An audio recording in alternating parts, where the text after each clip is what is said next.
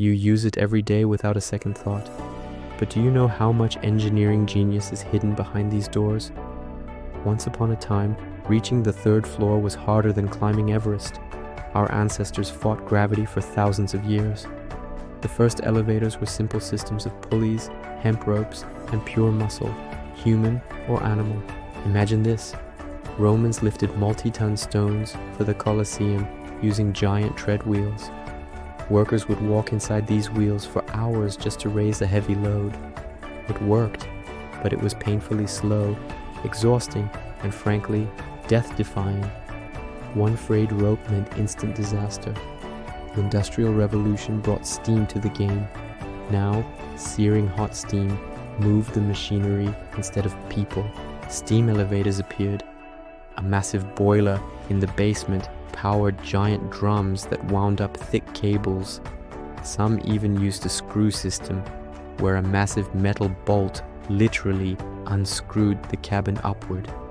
It was much more stable, but incredibly slow, noisy, and the soot from the engines made them a nightmare for residential buildings. The real breakthrough came with hydraulics.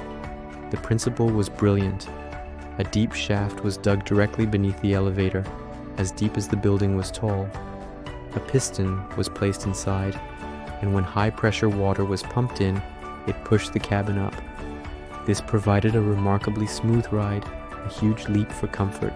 However, digging a 100-foot hole for a 100-foot building was insanely expensive and technically grueling, limiting how high we could go. For a long time, people were terrified of elevators because of the risk of falling. Everything changed with a stroke of safety genius. Picture this: notched guide rails running up the sides of the shaft. On the cabin itself, a heavy spring.